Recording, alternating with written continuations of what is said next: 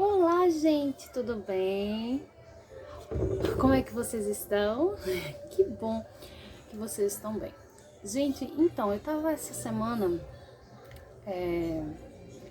conversando com o pai e eu aprendi algo da parte dele muito importante. Sabe por quê? A gente tem sempre o costume de, quando a gente falar sobre arrependimento, a gente sempre retomar ao pecado, ao erro, aquilo que foi praticado. Bem, o que significa arrependimento? É quando a gente alcança a misericórdia de Deus.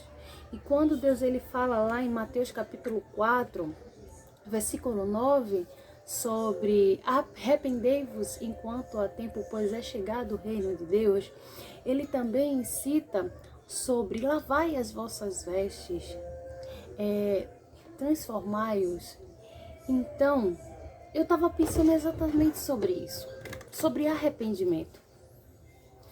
Então, eu comecei a lembrar que através do nosso manual de vida, que para mim é a Bíblia Sagrada, Deus ele nos ordena algumas coisas. Ele diz para nós, dá de graça o que de graça recebeste. Ele diz, levai a mensagem, levai as boas novas. Falai de Cristo. Então, o tempo todo, Deus ele vem citando coisas assim na própria palavra de Deus. Deus ele também fala sobre as bem-aventuranças. Ele fala sobre o que ele tem dado a nós e a gente não toma posse. Por exemplo, quando eu falo sobre esse assunto, eu lembro quando lá no Novo Testamento, Deus ele cita o exemplo de quando ele fala para os discípulos que eles terão poder de fazer coisas maiores aqui na terra. Terá poder de expulsar demônios, curar os leprosos e dentre outras coisas. Deus ele nos diz isso, que nós temos.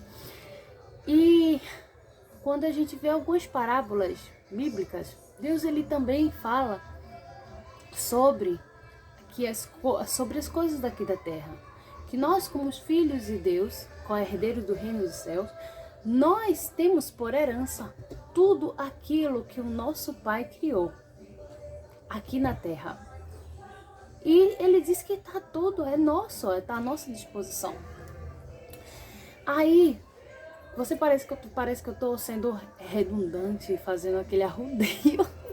Eu costumo fazer isso, mas de forma para compreender, sabe, melhor sobre o que eu quero falar. Aí eu tava lembrando, poxa Jesus, eu tenho um costume, eu tô falando de mim, eu tenho um costume de sempre que eu oro, eu sempre me peço perdão a Deus sobre aquelas coisas que eu faço e que eu não tive controle e que deixei com que minha mente e os meus instintos humanos cometessem aqueles erros e que eu reconheço que eu errei. E eu peço perdão a Ele e ajuda para não cometer novamente. Então, eu geralmente elevo os meus pensamentos e o meu arrependimento de coração diante de Deus a respeito das coisas que eu fiz.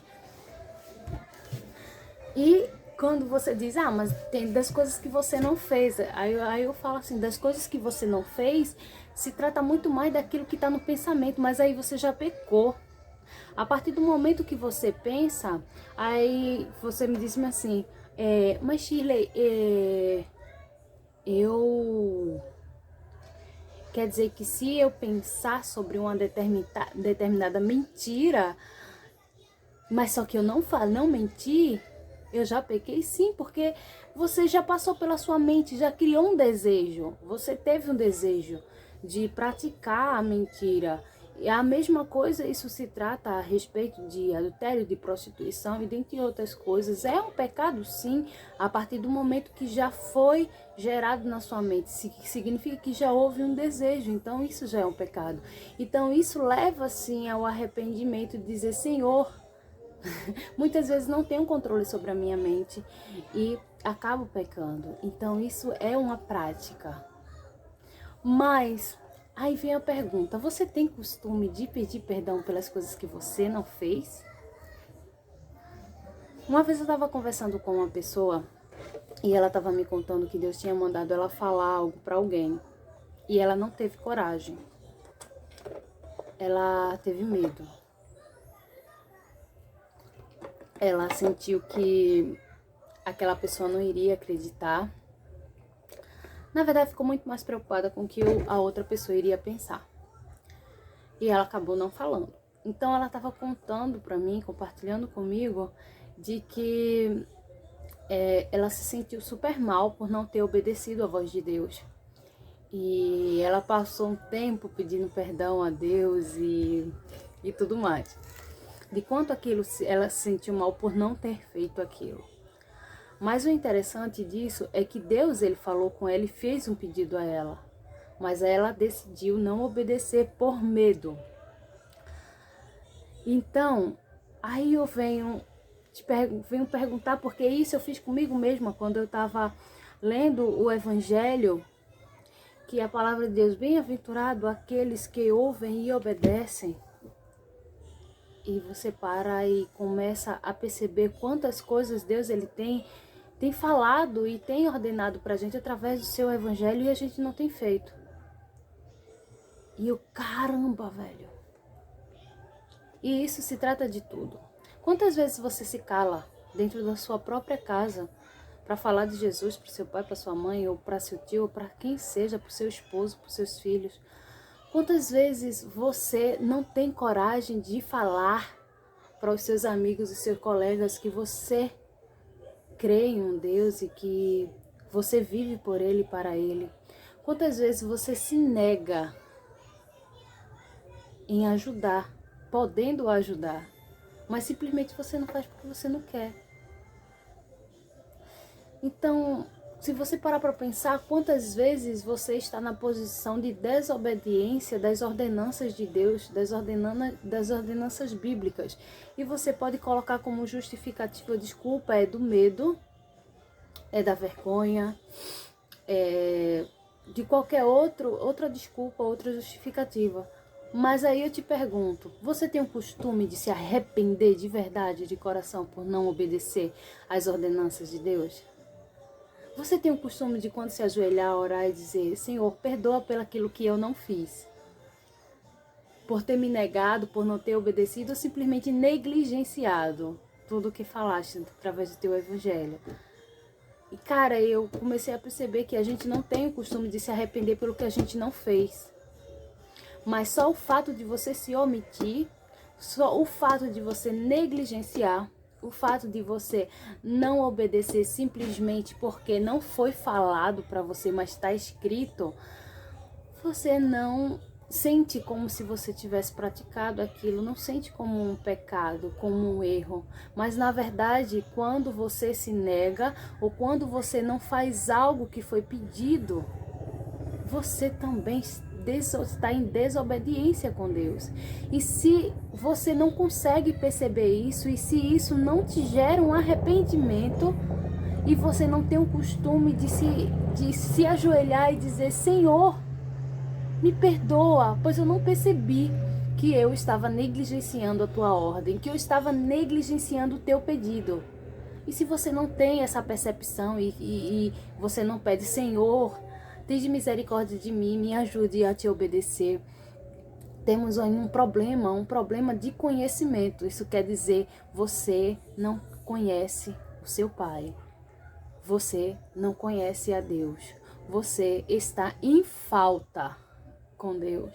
O seu relacionamento com Deus não existe uma intimidade.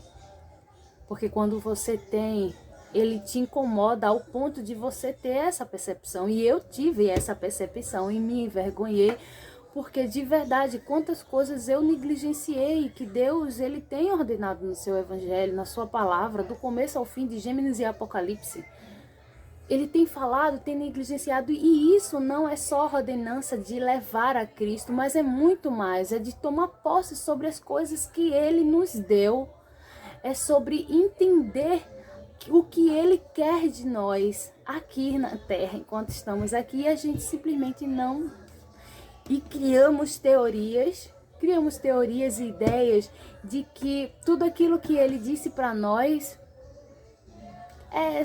só valia para aquelas pessoas e não vale para nós.